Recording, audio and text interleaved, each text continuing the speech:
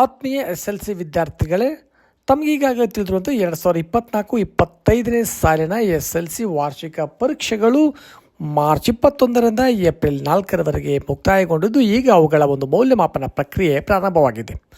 ಕರ್ನಾಟಕ ರಾಜ್ಯದ ಎಲ್ಲ ಜಿಲ್ಲಾ ಕೇಂದ್ರಗಳಲ್ಲಿ ಏಪ್ರಿಲ್ 11ರಂದು ಆ ಒಂದು ಮೌಲ್ಯಮಾಪನ ಪ್ರಕ್ರಿಯೆಗೆ ಸಂಬಂಧಪಟ್ಟಂತೆ ಕೋಡಿಂಗ್ ಮತ್ತು ಡಿಕೋಡಿಂಗ್ ವ್ಯವಸ್ಥೆಯನ್ನು ಮುಕ್ತಾಯಗೊಳಿಸಲಾಗಿತ್ತು.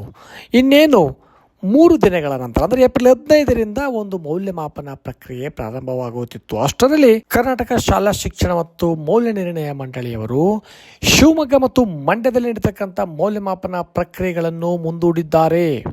ಶಿವಮೊಗ್ಗ ಮತ್ತು ಮಂಡ್ಯದಲ್ಲಿ ನಡೆಯತಕ್ಕಂಥ SLC ವಾರ್ಷಿಕ ಪರೀಕ್ಷೆಯ ಮೌಲ್ಯಮಾಪನವನ್ನು ಕರ್ನಾಟಕ ರಾಜ್ಯದ ಅಂದರೆ KEA ಅವರು ನಡೆಸತಕ್ಕಂಥ ಕರ್ನಾಟಕ ಸಾಮಾನ್ಯ ಪ್ರವೇಶ ಪರೀಕ್ಷೆ, ಇಂಜಿನಿಯರಿಂಗ್ ಹಾಗೂ ವೈದ್ಯಕೀಯ ಪ್ರವೇಶಕ್ಕಾಗಿ ನಡೆತಕ್ಕಂಥ KCET ಪರೀಕ್ಷೆಗಾಗಿ ಆ 2 ಜಿಲ್ಲೆಗಳಲ್ಲಿ ಶಿವಮೊಗ್ಗ ಮತ್ತು ಮಂಡ್ಯದಲ್ಲಿ ನಡೆತಕ್ಕಂಥ SLC ಉತ್ತರ ಪತ್ರಿಕೆಯ ಮೌಲ್ಯಮಾಪನ ಪ್ರಕ್ರಿಯೆಯನ್ನು ಏಪ್ರಿಲ್ 18ರವರೆಗೆ ಮುಂದೂಡಲಾಗಿದೆ.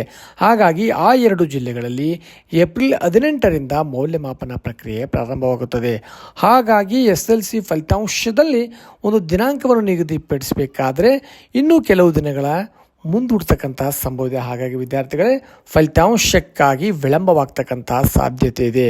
ಎಲ್ಲ ಅಂದುಕೊಂಡಂತೆ ಆದರೆ 8ರಿಂದ 10 ದಿನಗಳಲ್ಲಿ ಮೌಲ್ಯಮಾಪನ ಪ್ರಕ್ರಿಯೆ ಮುಕ್ತಾಯಗೊಂಡು ಮೇ ಮೊದಲ ವಾರದಲ್ಲಿ ಫಲಿತಾಂಶ ಪ್ರಕಟವಾಗ್ತಕ್ಕಂಥ ನಿರೀಕ್ಷೆ ಇದೆ.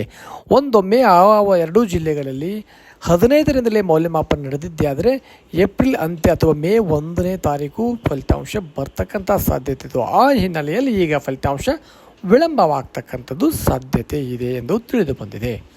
ಧನ್ಯವಾದಗಳು.